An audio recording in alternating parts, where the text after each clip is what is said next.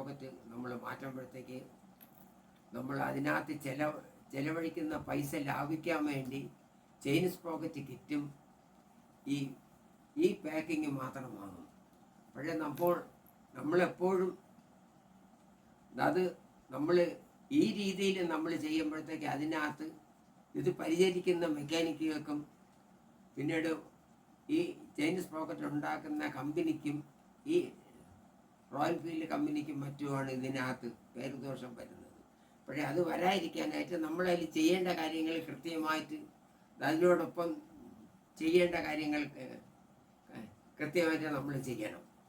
അതിനകത്ത് മാറ്റുമ്പോഴത്തേക്ക് ആദ്യം നമ്മൾ ഈ ചെയിൻ സ്റ്റേയുടെ ബുഷ് മെയിനായിട്ട് ഈ ചെയിൻ സ്റ്റേയുടെ ബുഷ് അതിൽ വരുന്നത് യൂസി ഇഞ്ചിന് വരുന്നത് ഇതേപോലത്തെ നൈലോൺ ബുഷാണ് വരുന്നത്.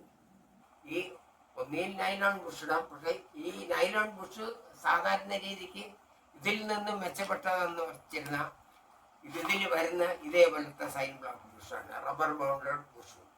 ഇത് രണ്ടെണ്ണം ഇതിനകത്ത് പഴയ വണ്ടിയുടെ സ്റ്റേ ആണ്, ചെയിൻ സ്റ്റേ ആണ്. പക്ഷെ അതിൽ ഇതേപോലത്തെ ബുഷ് നമ്മൾ ഇതിനകത്ത് സെറ്റ് ചെയ്യണം. ലെയ്ത്തിൽ കൊടുത്തിട്ട് സെറ്റ് ചെയ്തിട്ട് രണ്ടും കൂടെ ഇതിനകത്ത് ഹൈഡ്രോളിക് പ്രസ് ചെയ്ത് നമ്മളിത് സെറ്റ് ചെയ്തതിന് ശേഷം സെറ്റ് ചെയ്യുന്നതിനോടൊപ്പം ഇതിനകത്ത് ശ്രദ്ധിക്കേണ്ടത് ഒരു 4 മില്ലിമീറ്റർ ഈ ബുഷ് പുറത്തോട്ട് നിൽക്കണം. ഈ സ്റ്റേ കഴിഞ്ഞിട്ട് പുറത്തോട്ട് ഒരു 4 മില്ലിമീറ്റർ തള്ളി നിൽക്കണം. രണ്ട് വശത്തും തള്ളി നിൽക്കത്തക്ക വിധത്തിൽ സെറ്റ് ചെയ്തിട്ട് വേണം പിന്നീട് ഇതിനെ നമ്മൾ സെറ്റ് ചെയ്യാനായിട്ട്. സെറ്റ് ചെയ്ത് കഴിയുമ്പോഴത്തേക്ക് ഇത് കറക്റ്റായിട്ട് വേണം. ഇല്ലെങ്കിൽ ഈ ബുഷിൻ്റെ ഈ ചെയിൻ വരുന്ന ഈ ഭാഗത്ത് ബുഷ് തേഞ്ഞ് ഈ ഭാഗത്ത് ഒരു മില്ലിമീറ്ററോ 2 മില്ലിമീറ്ററോ ഇത് പ്രസ്സാവും. ഈ ഭാഗത്ത് പ്ലേ വന്ന് ഇത് ഇങ്ങോട്ട് പ്രസ്സാകുമ്പോഴത്തേക്ക് ഇവിടെ ഒരു 5-6 മില്ലിമീറ്ററോളം വ്യത്യാസം ഇത് ഇവിടെ നിന്ന് ഇങ്ങനെ വരും. അങ്ങനെ വരുമ്പോഴത്തേക്ക് ഫ്രണ്ട് വീലും ബാക്ക് വീലും ആയിട്ടുള്ള അലൈൻമെൻറ്റിന് വ്യത്യാസം വരും. പക്ഷേ അത് വരാതിരിക്കാനായിട്ടാണ് ഈ ചെയിൻ സ്റ്റേ ബുഷ് മാറ്റണമെന്ന് പറഞ്ഞു. ചെയിൻ സ്റ്റേ ബുഷ് മാറ്റുന്നതിനോടൊപ്പം ഇതിൻ്റെ കൂടെ തന്നെ ചെയിൻ സ്പ്രോക്കറ്റ് കിറ്റ് ഒറിജിനൽ വാങ്ങണം. എല്ലാ സാധനവും ഒറിജിനൽ തന്നെ, റോയൽ ഫീൽഡിൻ്റെ ഒറിജിനൽ തന്നെ വാങ്ങണം. വാങ്ങിച്ച് ചെയിൻ സ്പ്രോക്കറ്റ്, അതിൻ്റെ സ്പ്രോക്കറ്റ് ബെയറിങ്, ഓയിൽ സീലുകൾ,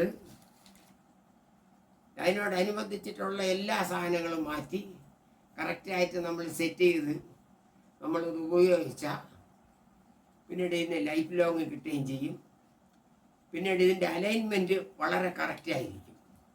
അതേസമയത്ത് ഇത് ഈ സ്റ്റേ ബുഷ് മാറ്റാതിരിക്കുമ്പോഴത്തേക്കാണ് അതിൽ കൂടുതൽ കംപ്ലൈൻറ്റ് വന്നിട്ട് കിലോമീറ്റർ കുറച്ച് ഓടുന്നവർ 10,000 കിലോമീറ്റർ 12,000 കിലോമീറ്റർ ഓടുമ്പോഴത്തേക്ക് ചെയിൻ സ്പ്രോക്കറ്റ് നഷ്ടപ്പെട്ടു പോകും. എന്ന് വെച്ചിരുന്നാൽ ഈ